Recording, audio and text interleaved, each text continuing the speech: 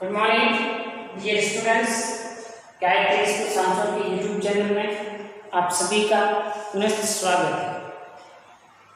आपका कोई भाई अड़ोसी पड़ोसी जिसने अभी 10वीं पास की और 11 विज्ञान साइंस फैकल्टी में यदि एडमिशन लेना चाहता है और उसमें भी विशेष करके एग्रीकल्चर साइंस कृषि विज्ञान में एडमिशन लेना चाहता है तो गायत्री विद्या मंदिर उच्च माध्यमिक विद्यालय सांचौर में ये सुविधा अवेलेबल है। मतलब एग्रीकल्चर साइंस संकाय में संचालित हो रहा है तो आप अपना एडमिशन करवा सकते हैं। Okay, thank you.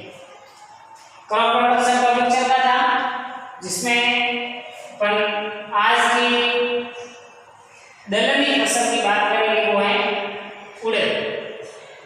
ठीक है, उड़द की वैज्ञानिक खेती किस प्रकार से करते हैं, कौन सी ऋतु की फसल है और किस प्रकार से इनको बोया जाता है, किस प्रकार से इसकी हार्वेस्टिंग की जाती है के बारे में अध्ययन करेंगे। ये भी आपकी एक दलहनी फसल है, यानी कि इनसे भी आपको क्या प्राप्त होती है, दालें प्राप्त होती है। अभी अपन दाल उत्पादक फसलों का अध्ययन कर रहे हैं। उड़द का बॉटनिकल नॉमेनक्लेचर, बॉटनिकल में वैज्ञानिक नाम है विग्ना मूंगो और इसके फैमिली कुल है वो है फैबेसी या फिर लेग्यूमिनेसी कुल का सदस्य माना जाता है। अब इम्पोर्टेंस में ये अभी मैंने आपको बताया था कि एक दलहनी फसल है और दलहनी फसलों से अधिक मात्रा में हमें प्राप्त होता है प्रोटीन की कंटेंट मात्रा। तो प्रोटीन पोषक तत्व की प्राप्ति के लिए हम उड़द की खेती अपनाते हैं। तो अब इसकी वैज्ञानिक खेती किस प्रकार से करते हैं और दैनिक जीवन में इसका हमारे क्या इम्पोर्टेंस रहता है, क्या महत्व रहता है के बारे में अध्ययन करेंगे। उड़द दाल के लिए उगाया जाता है और दलहनी फसल है। दलहनी फसल होने के कारण ये वायुमंडलीय नाइट्रोजन का स्थिरीकरण करने में भी सक्षम है, जिसके कारण मृदा की उर्वरकता क्षमता, सॉइल फर्टिलिटी को इंक्रीज करता है। उड़द को पीस करके इनके पापड़ बनाए जाते हैं। तो जो पापड़ आप खाते हो, ठीक है, और उसकी जो सब्जी बनाते हैं तो इस उड़द के हैं वो बनाए जाते हैं, जिसमें प्रोटीन की प्रतिशत मात्रा 24% होती, 24% उड़द में प्रोटीन पाया जाता है और पशुओं के लिए चारे के रूप में भी ये पौष्टिक आहार के रूप में दिया जाता है। ये उड़द का उत्पत्ति स्थान भारत है। राजस्थान जैसे राज्य में इसकी खेती कोटार, उदयपुर, सवाईमाधोपुर, अलवर और भरतपुर जिलों में की जाती है। उड़द की खेती के लिए क्लाइमेट या जलवायु ये एक उष्णकटिबंधीय पौधा है जो आर्द्र और गर्म दोनों प्रकार की जलवायु की इनको आवश्यकता रहती है। तो राजस्थान में जहाँ पर वर्षा ऋतु में 40 से 60 सेंटीमीटर की वर्षा होती है, वहाँ पर ये सफलतापूर्वक सर्वाइव कर सकती है और इनकी अच्छी वृद्धि और विकास के लिए 21 से 30 डिग्री सेल्सियस तक तापमान की अच्छी आवश्यकता होती है। इतना टेम्परेचर 21 से 30 डिग्री सेल्सियस तक का तापमान यदि इनको मिलता है तो उड़द का वृद्धि और विकास अच्छा होता है। मिट्टी कैसी चाहिए? मृदा उपयुक्त जल निकास युक्त दोमट और चिकनी दोमट मृदा यदि है तो अच्छी रहती है, जिसका पीएच मान 7 से 8 तक होना चाहिए। ये तो थी चिकनी दोमट मिट्टी। भूमि की तैयारी। अब उड़द की खेती करने के लिए आपको खेत किस प्रकार से तैयार करना है? खेत की तैयारी, 1 जुताई मिट्टी पलटने वाले हल से, 2 जुताई देसी हल से, हैरों से करके पाटा लगा करके खेत को आप तैयार कर सकते हैं। 1 जुताई मिट्टी पलटने वाले हल से, दूसरी बार हैरों से, और हैरों चलाने के बाद आप पाटा लगा करके भूमि को समतल कर लें और फिर खेत में इसकी बुआई कर लें। बुआई के लिए, उड़द की फसल की बुआई के लिए कौन कौन सी उन्नतशील किस्में चाहिए, अच्छी वैरायटी की किस्में कौन सी है, तो उनको आपको बता देते हैं। जिसमें है कृष्णा, T9, पंतियु 19, पंतियु 30, बरखा, जवार उड़द 2, इसके अलावा LBG 20 नंबर। ये समस्त की समस्त किस्में उड़द की हैं।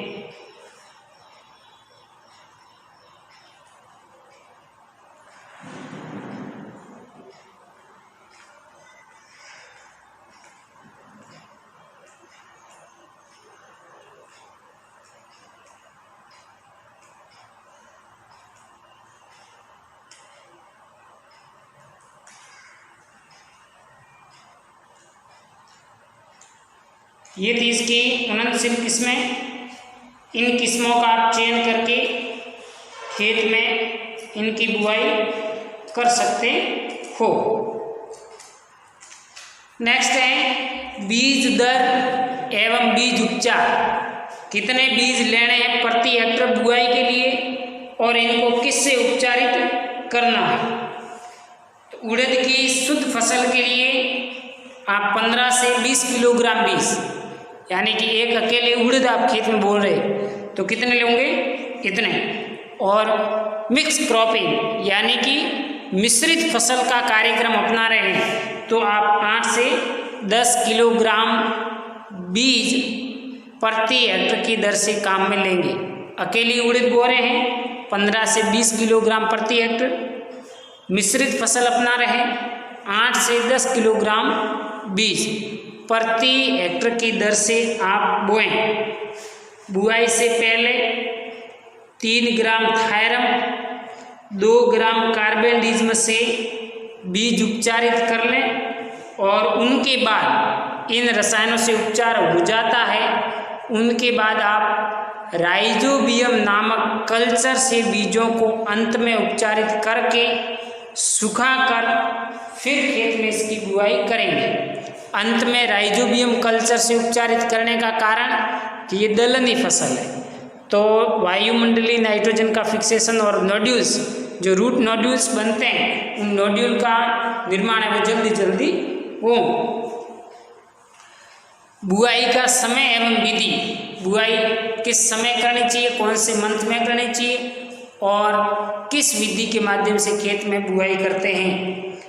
15 जून से 15 जुलाई के मध्य खरीफ की ऋतु होती है। इस समय ये खरीफ की ऋतु का समय है 15 जून से 15 जुलाई के बीच में आप कभी भी उड़द की बुआई खेत में कर सकते हैं। इसके अलावा आप बुआई में ध्यान रहे पंक्ति से पंक्ति की बीच की दूरी 30 सेंटीमीटर रखें।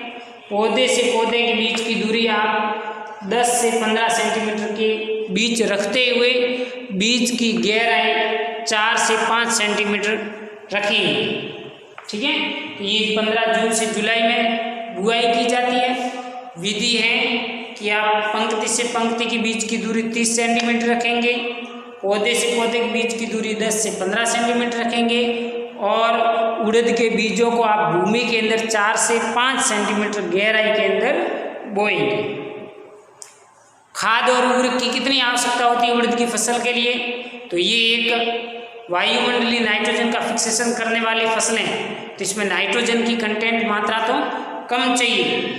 फिर भी आप दलहनी फसल होने के नाते 20 किलोग्राम नाइट्रोजन, 60 किलोग्राम फॉस्फोरस और 30 किलोग्राम पोटास प्रति हेक्टर की दर से खेत में देने से आपको फायदा होता है। तो इतनी उर्वरक है वो आप दे दें। कब सिंचाई करनी है, इरिगेशन कब करना? उड़द की फसल कम पानी मांग वाली फसल है, तो समय पर यदि वर्षा नहीं होती है तो आप 1 या 2 हल्की सिंचाई खेत में कर लें। इनकी सिंचाई की क्रांतिक अवस्थाएं हैं पुष्पावस्था, जब इसमें पुष्प लग रहे हों उस समय, और दूसरी इसमें जब फलियां और फली के अंदर दाना बनता है उस समय इनको सिंचाई की सख्त आवश्यकता होती है। पुष्पावस्था, पुष्प बनते समय एवं फली के अंदर दाना बनना, ये उड़द के फसल की 2 क्रांतिक अवस्थाएं हैं और इन्हीं क्रांतिक अवस्था पर फसल को सिंचाई कर लेनी चाहिए। इंटरक्रॉपिंग, खरपतवार का नियंत्रण किस प्रकार से करेंगे?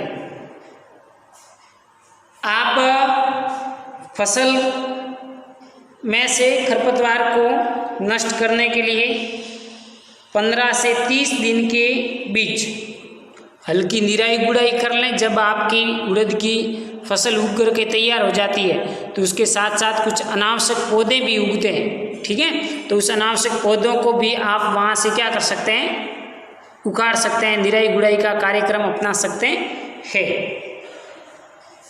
और ऐसा आप करोगे तो इनकी जड़ों में वायु का संचरण होगा और वायु के संचरण होने से इनके पौधों की मूल ग्रंथियां जो होती हैं उन मूल ग्रंथियों में आपका पाया जाता है राइजोबियम नामक जीवाणु। तो उस जीवाणु की क्रियाशीलता बढ़ेगी और क्रियाशीलता बढ़ने के कारण इसमें वायुमंडलीय नाइट्रोजन है वो एकत्रित होता रहेगा और वायुमंडलीय नाइट्रोजन एकत्रित होते रहने के कारण इसको नाइट्रोजन है वो उपलब्ध होता रहेगा।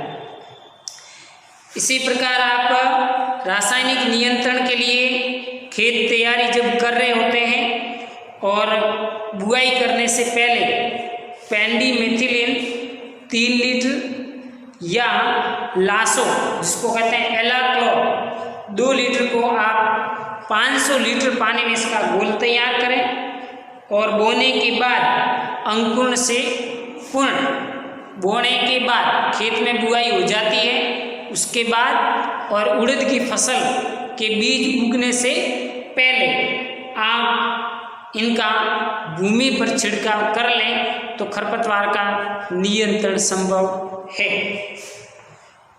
पादप का संरक्षण जिस प्रकार से आपको कल मैंने मूंग की फसल के लिए पादप का संरक्षण किस प्रकार से करते हैं ठीक उसी प्रकार से इसका ही आपको संरक्षण करना है। जैसे इसी में कई बीमारियां होती है जो मूंग की फसल में होती है तो वो बीमारियां ये आपकी हैं चित्ती जीवाणु रोग, पीत सिरा मोजे, तना झुलसा रोग, सार्कोस्पोरा पत्ती धब्बा रोग, छासिया रोग, पीलिया रोग, ये समस्त बीमारियां जो मूंग में होती है वही उड़द में होती है।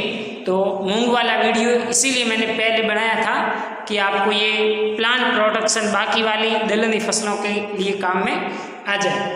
तो आप मूंग की फसल के पादप संरक्षण की तरह ही उड़द की फसल का पादप संरक्षण कर सकते हैं। हार्वेस्टिंग एंड थ्रेसिंग, कटाई कब करें और इसकी थ्रेसिंग कब करें। उड़द की फसल 80 से 100 दिन में पक कर के रेडी हो जाती है। और जब तक इसमें फलियां में 70 से 80% फलियां पक जाती है, हार्वेस्टिंग आपको कर लेनी चाहिए। हंसिया या दराती से की जाती है इसकी कटाई। और फसल कटाई के 6 से 7 दिन के बाद जब सूख करके तैयार हो जाती है, तब आप इसकी थ्रेसिंग का कार्य भी संपादित कर सकते हैं। और उन्नत विधि से, यदि इसी वैज्ञानिक विधि से आपने गुजरते हुए खेती का कार्यक्रम अपनाया है, तो आपको 8 से 10 क्विंटल प्रति हेक्टेयर की दर से उड़द के बीज आपको प्राप्त हो जाते हैं। इस प्रकार से वैज्ञानिक खेती करने का उड़द का ये मेथड मैंने आपको बताया।